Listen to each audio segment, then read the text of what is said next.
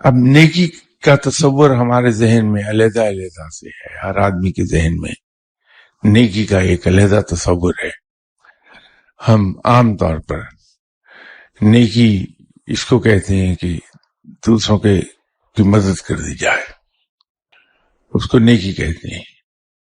ये कंसेप्ट एक तरीके से क्लियर हो जाएगा कि अगर हम यूं कहें कि हम अपनी जिंदगी के रवैयों को सुन्नत के सांचे में ढाल लें, और आप सल्लल्लाहु अलैहि वसल्लम ये हयात तैयबा दर हकीकत उसका अमली नमूना है।